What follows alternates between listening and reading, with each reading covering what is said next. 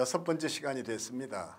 장래 오적 이런 주제로 지금의 장래를 또 한번 비평해 보고 싶어 합니다. 그래야 우리의 장래가 어떻게 하면 성경적으로 좀 가까이 다가설 수 있을까를 발견할 수 있을 것이고 이것이 징검다리 역할을 해줄 것이라 여깁니다. 장래 그 오적의 첫 번째는요, 관성의 법칙의 포로가 되어 있다는 것입니다. 저는 우리의 장래의 문제는 바로 여기에 있다고 여깁니다. 한번 정해진 규칙을 깨뜨리지 못하죠. 그러니까 우리 유교 문화 아니면 불교의 영향 그리고 이제 무속신앙이 짬뽕이 되면서 이것이 장래라고 여겨졌던 그 노멀이 있었습니다. 그러니까 이것이 이상이다, 정상적인. 근데 사실은 따져놓고 보면 거기에 조금만 어긋나면 이게 아브노말이죠. 한동안 우리가 참 힘들었던 것은 결혼식장에서 딸이 결혼하는데 아버지가 계시지 않았을 때 아버지 손을 꼭 잡고만 가야 하는가, 이렇게 해서 아버지를 대신해서 삼촌이 서기도 하고, 또 아주 그동안 왕래도 없었던 아재가 끼어들어 가지고 그 손을 잡고 가야 했을 때 그 여성들의 마음이 어땠을까요? 나중에는 결국 그 아버지라는 필수품을 구하기 위해서 돈을 주고 사오기도 했죠. 참 우스꽝스러운 장면 아닌가요? 아버지가 아니 계시면 아니 계신 대로 결혼식은 왜 못했던 것일까요? 자, 그래서 저는 아버지 없이 결혼식을 하자 이걸 주장하는 게 아니라 아버지의 분명한 역할이 있지만 또 이것 때문에 사실 장점도 하나 있었죠. 부부들이 이혼이 막아지는 이혼 방지 턱이었습니다. 무슨 얘기입니까?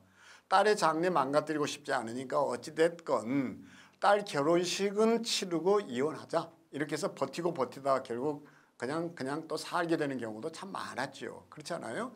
저는 가장 최초의 가정사역자는 면석이었다고 여기는 사람입니다. 글자를 모르는 문맹시대에 어떻습니까? 그저 이혼 서류를 작성하러 가야 됩니다. 면석이의 도움을 입어야 합니다. 그것도 매일 찾아갈 수 있고 어느 때나 들릴 수 있는 곳이 아니었습니다. 민원센터가 아니었죠. 그저 7일장이나 5일장이 열리면 동네 읍에 나가서 면사무소 찾아갑니다.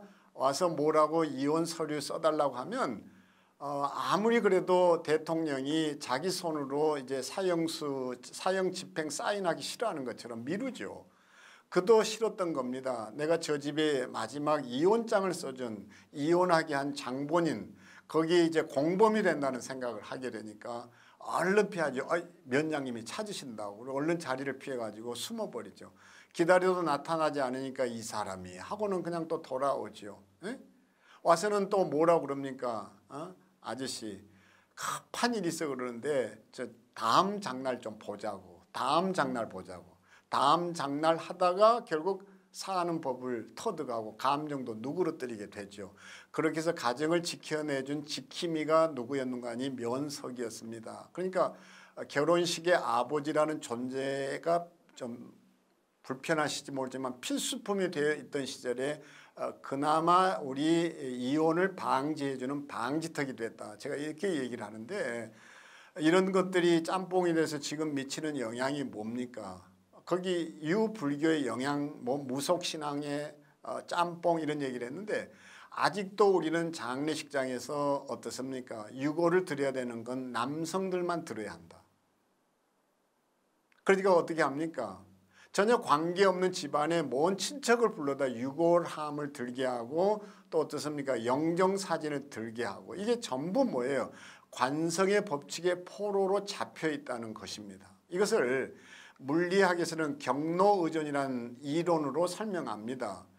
관성의 법칙과 비슷한 이론인데요. 물체가 일단 한 경로로 진입하면 계속 같은 경로를 유지하려는 경향이 생긴다는 이론입니다. 그러니까 2000년 전 로마 제국의 두 마리 말 엉덩이에서 시작된 마차의 폭 1435mm는 강철을 마음대로 녹이며 사용했던 근대 산업혁명의 힘으로도 바꾸지 못합니다.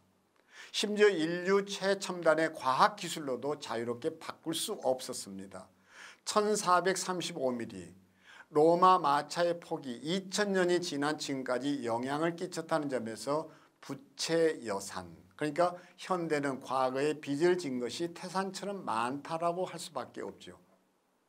제가 지금 이렇게 구시렁거린 말을 근대 역사학의 아버지 독일의 레오폴드 폰 랑케는 다음과 같이 요약해 말합니다. 고대의 모든 역사가 로마라는 호수로 흘러들어갔고 근대의 모든 역사가 로마라는 호수로부터 다시 흘러나왔다. 그 대표적인 게 뭔가 하니 염습입니다. 염습을 왜 해야 하는지도 모르고 염습을 하죠. 제가 그랬습니다. 제 어머니가 사실은 염증이었습니다. 아니 무슨 또 저런 소리를 하나 그럴지 모르시겠는데 당시 제 어머니가 시골 학교 교장이신 아버지하고 자녀들하고 이제 떨어져 살아야 했고 이제 자식들에 대한 그리움 외로움으로 교회에 빨리 귀의를 하신 건데 그때만 해도 지금처럼 모든 시골 교회도 이제 목사님이 담임을 하던 때가 아니라 전도사가 그것도 순회를 해야 할 때도 있었죠. 근데 이제 또 장례 그 염습의 몫은 모두 목회자의 몫이었습니다. 이렇게 해서 이제 전도사님이 새로 부임하는 날 이제 상이 있게 됐고 부임하는 전도사님에게 염부터 하셔야 된다고 그랬는데 한 번도 염을 해본 일이 없는 이 촌뜨기 뭐라고 얘기해야 됩니까? 그 초보 전도사에게는 너무 두려웠던 거예요. 결국 빼버립니다. 짐도 풀지 않고요. 장례를 못 치르게 됐잖아요. 그렇게 해서 결국 난리가 났고 제 어머니가 제일 나이가 많으신 탓에 어떻든 장례는 치러야 하니까 이렇게 눈여겨보던 염을 한 번도 해보시지 않은 그 염을 제 어머니가 그냥 손수 해버린 겁니다. 근데 성격이 워낙 깔끔해서 그날 사람들로부터 칭송을 받게 됐습니다. 어떻게 교장 선생님 사모님이 그것도 염을 할 수 있냐. 이게 이제 소문에 소문을 타서 장례만 생기면 사모님이 와서 좀 해줄 수는 없냐고. 돈 때문이 아니라 적어도 이 동네 그 마을의 교장은 면장보다 높은 존경받는 분 아니에요. 그 사모님이 마무리를 해줬다. 제 외삼촌이 제 어머니한테 구박도 많이 했습니다. 누님 왜 그러셔야 되냐고. 생각해 보세요. 지금은 웃지요. 아니 동네 그 염해준 손 가지고 와가지고 그때는 위생장갑 있었던 것도 아니고 시금치 나물 묻혀가지고 먹으라고 꺼내놓으면 그게 제 목구멍에 넘어갔겠습니까? 근데 어느 날 제가 철들어서 제 어머니한테 물었던 거예요. 어머니 왜 그런 걸 하셨냐고. 그때 제 어머니 하는 얘기가 야야 그렇게라도 해서 예수 전해야지. 내가 할 일이 뭐가 있냐. 내가 공부를 했냐. 뭐가 있냐. 그 말에 내 어머니에게 전도자의 DNA가 있구나 생각했습니다. 그리고 어느 날 문득 이런 생각이 들었습니다. 내가 내 어머니 돌아가시면 대신 낯선 남자의 손에 내 어머니 맡기지 않고 내 손으로 내 어머니 염을 좀 해드려 돌려보낼 수는 없을까. 제가 결심했습니다. 내가 내 어머니 염하다가 구토도 안 하고 토악질도 안 하고 그냥 비도 상하지 않고 웃으면서 그냥 내 어머니 몸을 구석구석 닦아드리고 어머니하고 작별할 수 있을 그날 그 시간에 나는 목사 되는 거 아닌가. 지금 뭐 좀 사람들에게 알려졌다고 뭐 TV에 자주 나온다고 뭐 그게 유명하고 그래 좋은 목사 아니고 나는 가짜 목사일 수도 있고 정말 내가 내 어머니를 그렇게 떠나보낼 수 있다면 그래서 남몰래 염 연습을 하고 열심히 배웠습니다. 근데 코로나가 와서 한방 침을 딱 놨습니다. 다른 침이 아니라 똥침이었습니다. 으악 소리를 내고 제가 정신을 차려보니까 염습이 필요 없다는 거였습니다. 왜요? 코로나 환자들은 염습 없이 선화장 후 장례를 치르게 되지 않습니까? 코로나가 이렇게 해서 깨우쳐준 게 한두 가지가 아니죠. 제가 어머니한테 전화해서 물었습니다. 어머니 왜 염습을 해야 했어요? 근데 어머니가 웃으면서 그랬습니다. 야야 생각해봐라. 요새같이 냉장시설 잘 돼 있는 때도 아니고 그 더위에 아랫목에 그 관 올려놓으면 또 추운 겨울에는 군불 뗐지. 시신이 썩어가지고 물이 흐르고 산 사람 살아보자고. 거기 향도 피웠고 그래서 빈소라고 해서 같이 자고 같이 먹고 저 시골의 아재는 그 형님 얼굴 봐야 된다고 뚜껑 닫으면 안 된다 그러지. 그러니까 구멍이랑 구멍 다 막아서 염습한 거지. 요새 같은데 염습이 왜 필요하냐. 이게 경천동지였습니다. 땅이 흔들리고 하늘이 깨지는 것 같은, 하늘이 놀라고 땅이 흔들리는 지진이 일어난 것 같은. 생각해 보세요. 근데도 우리는 왜 해야 되는지를 한 번도 물어보지 않고 하죠. 이게 경로 의존성입니다. 뭐 이런 것뿐일까요? 그래서 이것을 저희가 사후 메이크업으로 바꿔봤는데 그렇게 좋을 수 없습니다. 왜 또 수의를 입혀야 합니까? 평상복 입으면 될걸요? 관은 왜 그렇게 비싼 걸 사야 합니까? 종이관도 있는데요. 아니 일본 올림픽에서 종이 침대 보시지 않았습니까? 그렇잖아요. 장례 속에 그 지독한 여성 편견들, 거기다 왜 또 아동 장례는 없습니까? 저희는 여기 안데르센 공원 묘원을 이제 운영하고 있다고 말씀드렸는데 돈을 받고 하지 않습니다. 그러나 어찌됐건 이 아이들의 장례도 장례는 장례해야 되지 않냐. 그렇게 해서 한 아이 장례를 치르면서 아가야 잘 자라 이런 제목 주제를 찾아내고 똑같이 장례를 치러봤습니다. 왜요? 죽은 자는 말이 없지만 그 장례를 통해서 아버지 어머니가 치유받아야 하기 때문이죠. 자, 그렇게 해서 우리 너무 많은 우리도 모를 편견에 사로잡혀 있다는 거 좀 아셨으면 좋겠습니다. 예, 여기에 하나 덧붙이자면 장례식 때 영좌 이렇게 해서 영혼이 머무는 자리죠. 주변에 꽃을 입체적으로 배치하고 단을 높게 쌓는 것도 따져놓고 보면 일본에서 온 겁니다. 한국 전통 장례에 사용된 꽃은 수파련이라 불리는 상에 닿는 꽃, 종이꽃이 전부였습니다. 영자 뒤에는 꽃 대신 병풍 하나 치고 말았죠. 꽃을 구하기 어려운 겨울에도 이 병풍 하나면 모든 것들을 다 커버할 수 있었습니다. 그런데 우리는 전혀 그런 것의 의미도 모른 채 무조건 이렇게 꽃을 화려하게 장식해야 된다는 생각을 하게 되죠. 최근에 저희는 병풍만으로 이렇게 한번 그 단을 추모단을 꾸며봤는데 그렇게 격조가 있을 수 없었습니다. 자, 이 얘기는 나중에 또 한번 제가 건네도록 하겠습니다. 두 번째 이제 우리가 오적이라면 일본의 장례 속극이라는 것입니다. 저는 우리에게도 진정한 장례 독립이 필요하다고 생각합니다. 다시 말하면 모든 우리의 장례 절차 속에는 유불교, 무속신앙을 넘어선 일본의 장례 문화가 그대로 파고들었다고 얘기할 수 있겠습니다. 이런 점에서 우리가 이 학교 이름만 해도 어떻습니까? 개화와 신식 문물을 수용하는 과정에서 소학교가 세워지죠. 예전에 서당이라는 교육기관이 1894년 가보개혁에 따라 소학교로 대치된 것입니다. 근데 1941년 3월 31일 국민학교령에 의해서 학교 명칭이 국민학교로 변경되죠. 이 의미는 충량한 일본국의 신민 곧 국민을 만들려 했던 일제강점기의 일관된 초등교육 정책이 드러낸 것으로 비춰집니다. 이런 점에서 국민학교 하는 것은 결국 한국 신민을 만들어내는 교육 이렇게 이제 얘기되는 것인데요. 정말 유쾌한 이름 절대 아니죠. 저는 그런 점에서 이 국민학교가 초등학교로 바뀐 거 참 좋은 거라고 생각합니다. 이런 것뿐만 아니라 일본은 어떻든 우리를 식민지화하면서 바꿔놓은 게 한두 개가 아니죠. 저 포항에 가면 영일만만 해도 그게 연일만이었는데 일본을 환영한다 해서 환영할 때 영, 일본 이래서 영일만으로 바뀌었다는 얘기도 듣고 깜짝 놀랐습니다. 자, 이제 이런 것들이 일본 식민지 정책이 정치적 억압 정책의 경제적 수탈 정책의 문화적 말살 정책으로 나타나는데 관원상제로 대표되는 우리의 전통 의례는 일제가 훼손한 대표적인 사례라 할 수 있습니다. 그 가운데 하나 사라져버린 것이 사실은 병풍이죠. 병풍은 어떤 것입니까? 딱 한마디로 얘기하면 돌잔치를 했던 것입니다. 그리고 거기에 또 뭐가 있습니까?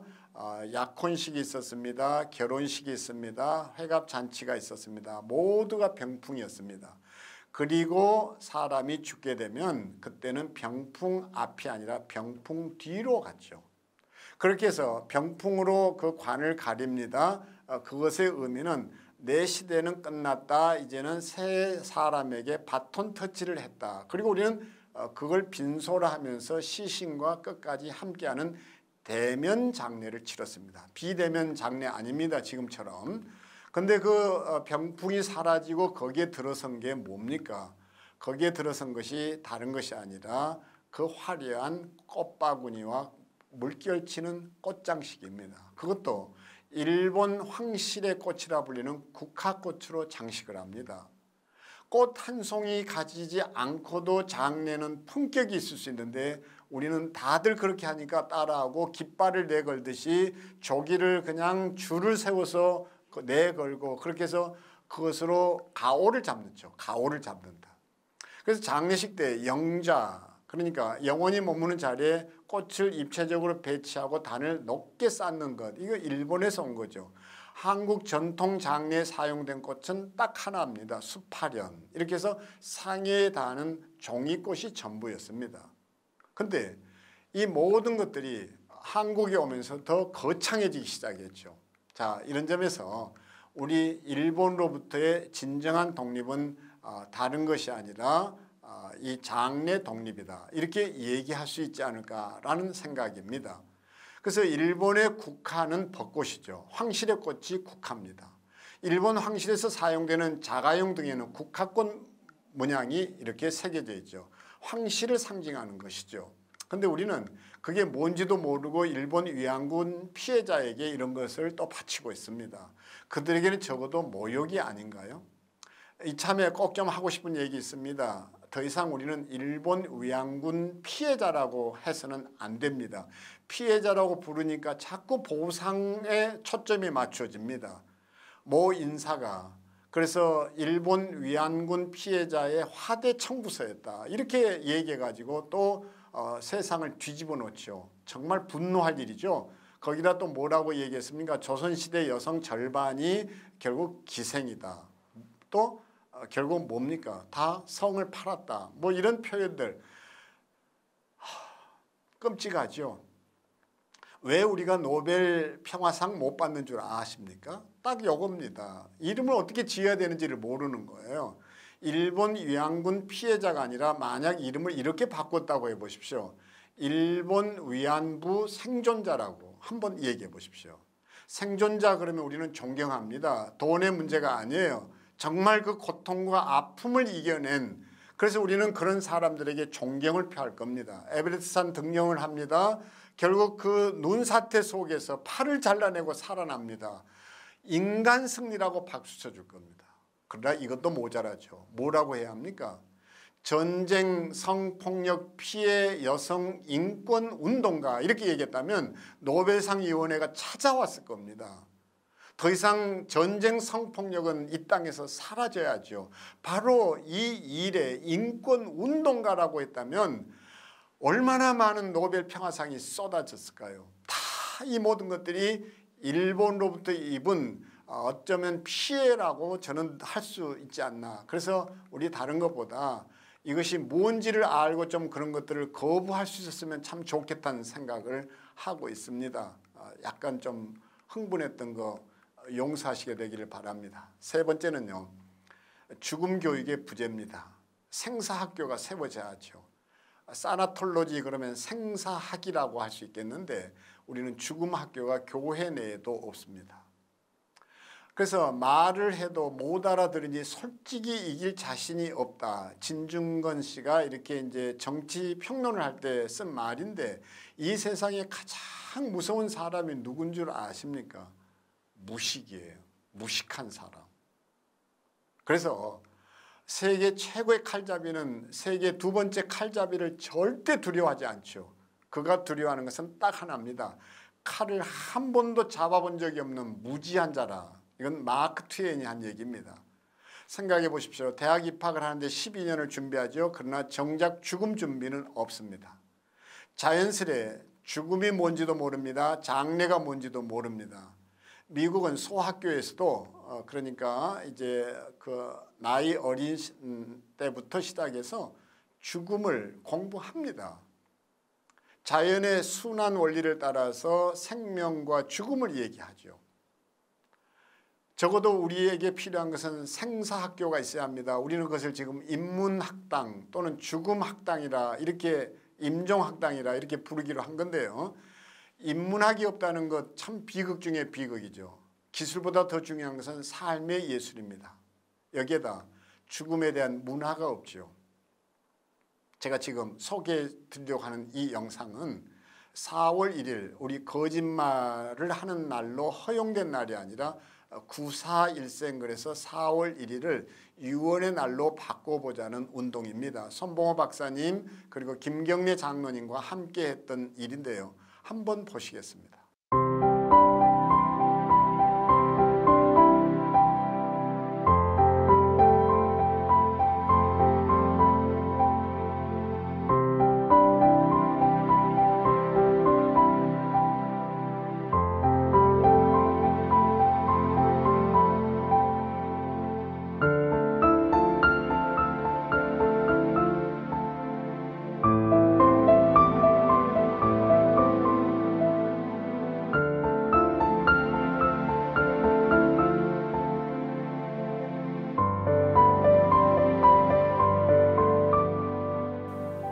아름다운 인생을 산 사람들은 아름다운 마지막을 남깁니다. 9/4일생 4월 1일 죽음을 돌아보며 삶을 성찰하는 유언의 날. 사망만 잊고 죽음의 의미를 잊어버린 인생. 유언의 날에 발견하는 인생의 진정한 의미.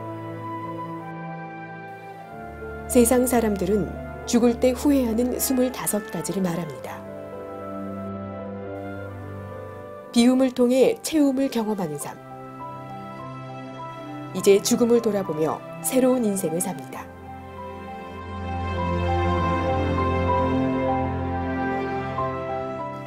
오늘은 유언의 날입니다.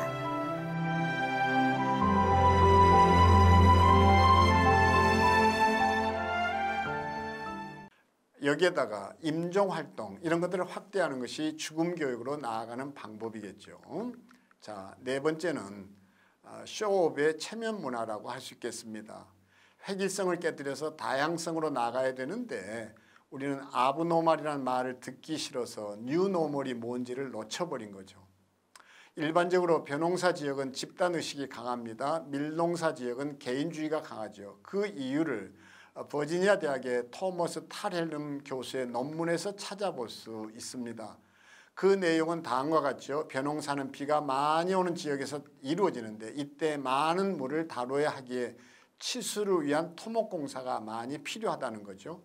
물을 담는 작은 저수지인 보를 만들어야 합니다. 모내기도 집단으로 모여서 합니다. 벼농사를 지을 때는 저수지나 다른 사람의 땅에서 사용한 물을 내 논으로 내려받아서 사용하고 다시 그 물을 물길을 내어서 이웃의 땅으로 전달해 줘야 합니다. 벼농사에서 가장 중요한 것은 물을 함께 힘을 합쳐 공동으로 사용해야 합니다. 시기를 놓치면 농사가 어려운 품종입니다. 노동의 형태가 집단적으로 이루어질 수밖에 없습니다. 태풍이 오기 전에 집중적으로 추수하는 형식을 띱니다. 이러한 노동의 과정을 통해서 벼농사 지역은 자연스럽게 공동체의식과 집단의식이 강하게 자리잡게 됩니다. 벼농사는 옆에 있는 이웃과 사이좋게 지내지 않으면 지을 수가 없습니다. 튀면 안 됩니다. 잘 지내야 합니다. 생존입니다. 그러나 밀농사는 전혀 다르죠. 어떻습니까? 밀농사는 뿌리면 됩니다. 그래서 홀로 해도 되죠. 개인주의가 있고 집단주의가 있고 이래서 우리는 누군가와 어울리지 않으면 소외당하고 왕따당한다는 생각에 똑같이 해야 합니다. 이것이 비극을 만들어낸 거라고 할 수 있습니다. 소외에 대한 불안 때문입니다. 쌀농사 문화가 가져다 주는 역기능이죠. 자연히 우리는 신분과시의 수단으로 작은 장례를 거부하고 무조건 인정받고 그 축에 끼어들고 왕따 당하지 않기 위해서 비슷하게 꾸며내야만 합니다. 이것이 비극이 됩니다. 저는 이제라도 그저 작은 장례, 형편을 따라서 특색 있는 장례, 우리만의 장례. 최근에 실제로 미국에서 온 세 자매가 어머니 장례를 치르는데 이미 고국을 많이 떠나 있었기 때문에 품앗이하러 올 분도 없었고 친척도 적고, 그래서 세 자매가 어머니 모시고 카페 순례도 하면서 제가 건넨 필사 노트를 가지고 필사도 해가면서 애도의 시간을 갖고 작지만 의미 있는 깊은 장례를 지켜볼 수 있었습니다. 우리 장례에 대해서 생각이 바뀌어야 할 때가 바로 지금입니다. 마지막 5번째는 애도의 상실. 한번 얘기했지만요. 우리의 장례는 힐링으로 나아가야 되는데 우리는 웰다잉만 얘기합니다. 웰다잉이 아니라 힐다잉을 한다고 생각합니다. 그저 잘 죽는다가 아니라 치유가 있는 마지막 말입니다. 이 사회통합은 그래서 다른 데서 오는 게 아닙니다. 장례로부터 시작이 되죠. 국장을 치르면서 국가가 하나가 됩니다. 아브넬이 죽습니다. 이때 다윗은 오해받기 시작합니다. 거기에 다윗이 하는 일이 이 장례를 국가장으로 바꿔버립니다. 그리고 직접 조사를 씁니다. 통곡하며 울기도 합니다.